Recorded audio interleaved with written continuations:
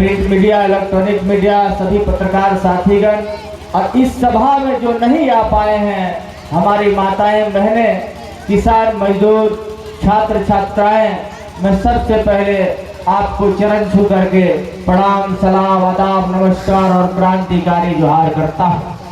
साथियों, आप सभी को इससे पूर्व के वक्ताओं ने बड़ी बारीकी से समझाने का काम किया कि हमारे बीच में महापुरुषों का क्या योगदान रहा है, इस भारत देश में महापुरुषों का क्या योगदान रहा है, हमारे जीवनी में हमें जीने का अवसर देने के लिए महापुरुषों का क्या योगदान रहा है। अब हमें पुरानी बातों की ओर जाने की जरूरत नहीं है, इसलिए कि हमसे महान ज्ञान वक्ताओं ने आपको सबसे पहले संबोधित करने का काम किया और अपनी वाणी से आपको बताने का काम किया है।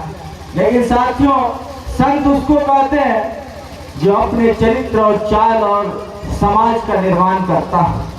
संत ऐसे लोग को नहीं कहते हैं जो आज हम लोग अपने टोला में, टाटी में, कस्बों में, प्रखंडों में, पंचायतों में हम लोग संत गुरु का मना रहे हैं। जन्मोत्सव के अवसर पर एकजुट हुए हैं, इकट्ठा हुए हैं और एक एक पौआ मार के और एक एक लीटर दारू पी करके हम लोग इस कार्यक्रम को मना रहे हैं। हमें दुख होता है, हमारा समाज नशा की ओर जा रहा है, हमारा समाज नशेड़ी बन रहा है, हमारा समाज का नाश हो रहा है, विनाश हो रहा है। इसलिए संत महापुरुषों का अपमान होता है। इसलिए हमको सबसे पहले इन सभी चीजों पर सुधार की आवश्यकता है। हम तमाम यहाँ के बुजुर्ग साथियों को, नौजवान भाइयों को, किसान मजदूर साथियों को ये आह्वान करना चाहते हैं कि पहले अपने जीवन को हमको सुधारने का अवसर प्रदान करना पड़ेगा, तब हम अपने समाज का, अपने घर का, अपने परिवार का निर्माण कर पाएंगे। साथियों, मैं अपना परिचय आप सबों को बता देना चाहता हूँ कि मेरा नाम वरुण बिहारी यादव हुआ और मैं पूर्व से 2 बार विधानसभा का चुनाव लड़ते हो गया है। एक बार हम भाकपा माले के उम्मीदवार बने थे, कम्युनिस्ट पार्टी झंडा में 3 तारा छाप था और अब हम जो चुनाव लड़े उसका चुनाव चिन्ह खटिया छाप था। निर्दलीय प्रत्याशी के रूप में आप सबों के बीच हम दलित, पिछड़ा, आदिवासी, ओबीसी, अल्पसंख्यक समाज के लिए हमेशा से संघर्ष के रास्ता का चुनता हूं और आप संघर्ष करता हूं ताकि हमारा दलित, पिछड़ा, आदिवासी समाज का सही दिशा में निर्माण हो सके। आजादी के 60 सालों के बाद भी हम पिछड़ा, दलित, आदिवासी का बेटा को विधायक बनने का अवसर प्राप्त नहीं हुआ है। इसका कारण खोज के लिए हम सबों को एकजुट होना पड़ेगा कि आखिर कौन सा ऐसा कारण हो गया कि हम लोग राजनीतिक के शीर्ष शिखर पर नहीं पहुंच पाते हैं, राजनीतिक के उस कुर्सी पर नहीं बैठ पाते हैं जो कि किन हालातों और किन परिस्थितियों का हम लोग मारा हो जाते हैं, जो हम लोग सत्ता में बैठ करके अपने गरीबों, दलितों, पिछड़ों, शोषितों का नेतृत्व नहीं कर पाते हैं। साथियों, आज बाबा साहब की हम लोग बात करते हैं। बाबा साहब नहीं होते तो हमको बोलने की आजादी नहीं होती, बाबा साहब नहीं होते तो हमको टहलने घूमने की आजादी नहीं होती, बाबा साहब नहीं होते तो आज मैं झूरी बांध के सभा को संबोधित करने का यह अवसर नहीं मिलता। इसलिए कि सामंती ताकतों के द्वारा हमको परेशान किया जाता था, हमको प्रताड़ना दिया जाता था, हमारे समाजों को शोषण हनन किया जाता था। अभी हमारे भैया ने कहा कि गुरिल्ला युद्ध मतलब छुप का युद्ध करके हम सबों को एक नई रास्ता, एक नई ऊंचाइयों की ओर आगे बढ़ने के लिए भैया ने कह रहा था, उपेंद्र भैया ने। लेकिन साथियों, हम कम्युनिस्ट पार्टी के भी एक सजग कार्यकर्ता के रूप में लगातार 10 वर्ष काम किया, लेकिन हम तब विरोध किए कि कम्युनिस्ट पार्टी कहती है कि दलित, गुजर, शोषित, वंचितों की आवाज बनना है। लेकिन जब टिकट देने की बात आती है राजनीतिक में तो अनंत प्रताप जैसे सामंती राजाओं का बेटा को जब टिकट दिया तो हमने कम्युनिस्ट पार्टी के महासचिव से कहा कि कॉमरेड, जब दलित, पिछड़ा, आदिवासी की राजनीति हम करते हैं, लेकिन हम समर्थन रानी के कोख में पैदा लेने वाले राजकुमार को नहीं कर सकते हैं। इसलिए हम निर्दलीय लड़ने का प्रयास किया ताकि मुझे हार और जीत की परवाह नहीं है। हम गरीब जनता और दलित, पिछड़ों की आवाज को हमेशा से कमजोर नहीं होने देंगे। साथियों, में यह बात इसलिए कह दिया, राजनीतिक मंच नहीं है, लेकिन परिस्थिति और हालात जब पैदा होता है इसलिए हमको कहना पड़ता है। आज अगर बेटा इतना है भारत देश में कि आप हमारा बेटा दुसाध चमार अहिर गडेरी कोई कुम्हार धांगर उराव खरवार नुनियार जसवाल तेली सुंडी चौरसिया मधसिया अंसारी दर्जी खलीफा का बेटा पढ़ाई के बदले जामनगर गुजरात हैदराबाद चेन्नई बेंगलोर सूरत पानीपत सोनीपत चंडीगढ़ हरियाणा लखनऊ जाना पड़ता है। उसको पढ़ाई नहीं कर पा रहा है, गरीबी इतना है। और लोग कहते हैं कि आज तो हमें आजादी मिल गई है, हमें समानता का अधिकार मिला है, लेकिन समानता का अधिकार आज भी नहीं मिला है। हमें अपनी जवान बहनों के शादी के सवाल पर जामनगर गुजरात हैदराबाद चेन्नई बेंगलोर जाना पड़ता है। अपने बीमार माँ बहनों के दवाई के सवाल पर हमको लखनऊ और कानपुर जाना पड़ता है। अपने बूढ़ा माँ बाप के दवाई के सवाल पर, अपने नौजवानों के पढ़ाई के सवाल पर, अपने बाल बच्चों के पढ़ाई के सवाल पर पानीपत और सोनीपत जाना पड़ता है। और बदले में ऐसा कोई दिन नहीं है कि झारखंड के धरती पर दलित और पिछड़ों का बेटा का लाश आता है और नई नवीनी दुल्हन का मांग का सिंदूर उजड़ जाता है और बूढ़ा माँ बाप का गोद सूना हो जाता है। अगर इसका कोई गुनाहगार है तो यहाँ के बैठे हमारे सिर्फ नेतृत्व करने वाले लोग हैं। आजादी के बाद से हम इसलिए बात को कह रहे हैं, दलित पिछड़ा आदिवासी शोषित समाज, हमको जगने की जरूरत है, हमको महापुरुषों की जीवनी पढ़ने की जरूरत है, इनकी किए हुए गाथाओं की याद करने की जरूरत है। लेकिन हमारे नौजवान खेसारी का गाना सुनते हैं, शिल्पी राज का गाना सुनते हैं, आप बेफुहा गीतों को पसंद करते हैं। इससे कुछ मिलने वाला नहीं है। हमारे तो आजकल माँ बहनों बेटी भाइयों, हमारे बेटी बहनों मोबाइल पर रील्स बनाने लगते हैं, मर्यादाओं को खो दिया है। इसलिए हम अपने दलित पिछड़ा आदिवासी के भाइयों बहनों से आग्रह करना चाहेंगे कि आप चरित्र का निर्माण करो और फूहड़ रील को आप दरकिनार करो। और अगर आपको बनाना है तो संत गुरु रविदास पर आप रील बनाओ, बाबा साहब अम्बेडकर पर रील बनाओ, पेरियार पर बनाओ, सावित्रीबाई फूले पर बनाओ, आपको ललई सिंह यादव पर बनाओ, ऐसे ऐसे महापुरुषों पर बनाओ, आपको लाइक और व्यू जरूर मिलेगी, इससे ज्ञान की प्राप्ति होगी। लेकिन हमारे लोग ने आजकल जो कर रहे हैं रील्स के माध्यम से, कहाँ हमारा समाज, कहाँ हमारा युवा पीढ़ी जा रहा है। मेरे भाइयों, इस पर विचार करने की जरूरत है। नशा मुक्त समाज का निर्माण करने की जरूरत है। हम आपको अपने बच्चा के समान हैं, हम आपको उपदेश नहीं दे सकते हैं, लेकिन एक सलाह जरूर दे सकते हैं कि समाज का निर्माण करने के लिए बहुत चीजों का त्याग करना पड़ता है। मेरे भाइयों, मेरे मित्रों, मैं इस बात को इसलिए कहा कि हमें दर्द तब बढ़ जाती है जब हम लोग 85% के लोग, कोई कानून यदि अगर स्वर्ण समाजों का बनता है तो 85% के लोग विरोध नहीं करते हैं।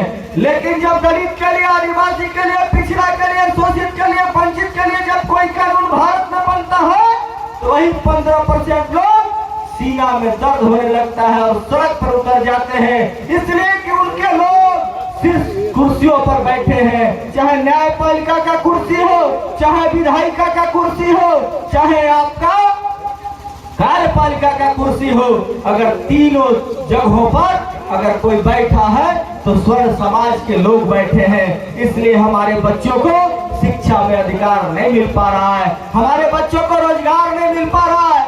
आपके इलाका में अगर कोई खान खदान फैक्ट्रियां होता तो हमारे बच्चे जामनगर गुजरात हैदराबाद चेन्नई बेंगलोर सूरत नहीं जाते। इन सभी चीजों को आपको बड़ी बेबाकी से सोचना और समझना होगा और विचार करना होगा।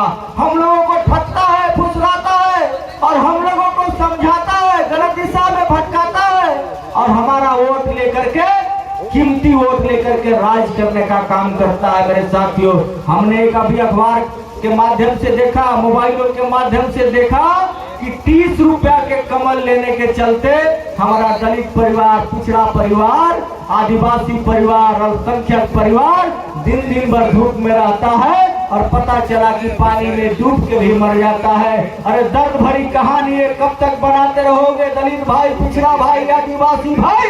अपने बेटों और बेटियों की इतना पढ़ा दो कि 30 रुपया के जगह पर 3000 का कमल आपको घरे लाके बेटा को इतना हुनरबाज बना दीजिए ताकि आपको बूढ़ा माँ बाप को ओढ़ाने का काम करे। लेकिन हमारे गरीबी के कारण यदि अगर यहाँ के जनप्रतिनिधि अगर बुला दे कि आज कमल बटे वाला बा, तरवन बिना खैले नहिले पीले एकदम फिफिहा भइल 30 रुपया के कमल ले खातिर जान त्याग देती। ये कब तक चलते रहेगा मेरे भाइयों, मेरे बुजुर्गों, मेरे साथियों, मेरे माताएं बहने? आप अपने पैरों पर खड़ा हो जाओ और 30 रुपया के लात मारो और अपना बेटा और बहनों को इतना पढ़ा दो ताकि आपको घरों में सभी चीज की संपूर्णता हो जाए। हमको दर्द तब बढ़ जाता है जब लात से पूरी सनाता है और जब ट्रैक्टर पर लतिया के ऐसे बिकता है तब आप लोग लूज के खाते हैं, तब मुझे दर्द बढ़ जाता है। आज भी हमारा दलित समाज कितना नीचे है, आज भी पिछड़ा समाज कितना नीचे है, आज भी हमारा ओबीसी समाज, आदिवासी समाज कितना पीछे है। दर्द हमको तब बढ़ जाता है। इन महापुरुषों का अपमान तब होता है जब क्षणिक लाभों के लिए आप उनके सभाओं में जाते हैं, उनके कार्यक्रमों में जाते हैं और अपना कीमती समय को गंवा देते हैं। इसलिए हमें दर्द बढ़ जाता है। आपको सोचना और समझना होगा कि देश की हालात या देश की दिशा और दशा पहले कहता था कि हम हिंदू हैं, आप एक हो जाओ, लेकिन जैसे ही कानून आया तो तुम दुसाध हो, तुम चमार हो, तुम अहीर हो, तुम गणेरी हो, तुम पोयरी हो, तुम कहाड़ हो, तुम खरवार हो, तुम नुनियार हो, तुम जसवाल हो, तुम चेरो हो, तुम भुइया हो, तुम धांगर हो। लेकिन हम बाबू साहब हैं, पंडित जी हैं, दुबे जी हैं, चौबे जी हैं, सिंह जी हैं, शाही जी हैं, हम इतना तुमसे बढ़का है। और जैसे ही चुनाव आएगा तो कहेगा कि जब हिंदू सब हम लोग एक हो जाए। अब अभी हम लोग जात हो गए। जब इस देश में जब कानून आता है दलितों पिछड़ों के लिए तब मुझे जात बना दिया जाता है। जब इसी देश में जब चुनाव आता है तो हमें हिंदू और मुसलमान बना दिया जाता है। आपको सोचने और समझने की जरूरत है मेरे मित्रों, यह देश किस ओर जा रहा है। धर्म का एक अलग जगह है, राजनीति में एक अलग जगह होनी चाहिए। राजनीति में धर्म का स्थान नहीं होना चाहिए। राजनीति में अगर होना चाहिए तो सबका शिक्षा समान होना चाहिए, चाहे वो दलित हो, चाहे पिछड़ा हो, चाहे आदिवासी समाज के लोग हो।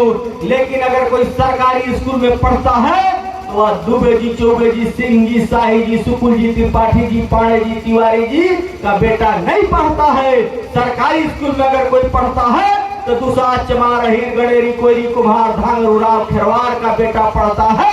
सरकारी अस्पताल में इलाज अगर किसी का होता है तो दूसरा चमार, खेरवार का बेटी बहू का डिलीवरी होता है और जच्चा बच्चा दोनों डॉक्टर के अभाव में और दवा के अभाव में प्राण त्यागना पड़ता है। लेकिन कोई भी दुबे, चौबे, सिंह, शाही, पांडे, सुकुल, त्रिपाठी के बेटी बहू का इलाज सरकारी अस्पताल में नहीं होता है। यह वरुण बिहारी दावे के साथ कहता है। इस परिवर्तन को यदि अगर करना होगा तो अपने महापुरुषों को शरणों में जाना होगा, इनके चरणों में जाना होगा, इनके लिखे हुए किताबों को पढ़ना होगा, इनके लिखे हुए बातों को अपने मन मस्तिष्क में, अपने चेतना को जागृत करना होगा।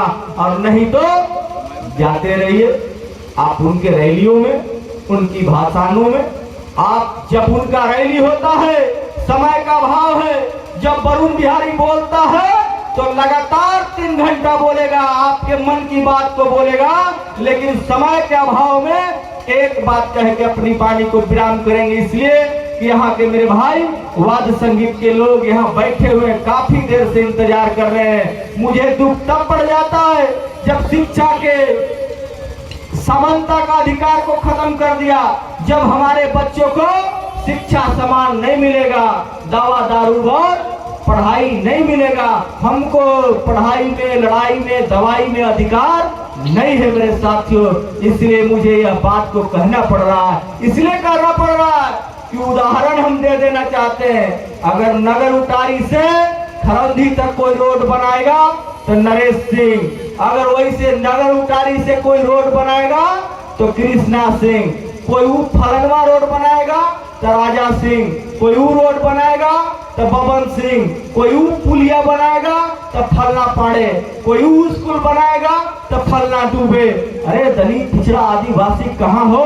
मुंशी का भी काम नहीं मिलता है, मजदूरी का भी काम नहीं मिलता है, और आप कहोगे कि हम आपका रहनुमाई हैं। सत्ता में अगर कोई बैठा तो 60 साल से घड़ियालू आंसू बना करके रानी और महारानी के कोख में पैदा लेने वाला राजकुमार ही बैठता आता चला जा रहा है। इसका अगर कोई दोषी है तो हम पिछड़ा समाज, दलित समाज, आदिवासी समाज में पैदा लेने वाले लोग हैं, जो कि अपनों बेटों को चाहे घास काटने वाला, बकरी चराने वाला, भैंस चराने वाला, धान काटने वाला, गेहूं काटने वाला का बेटा को हम लोग नहीं बना पा रहे हैं। बाबा साहेब कहाँ लिखे हैं संविधान में कि राजा रानी के कोख में पैदा लेने वाला को विधायक बनाना है?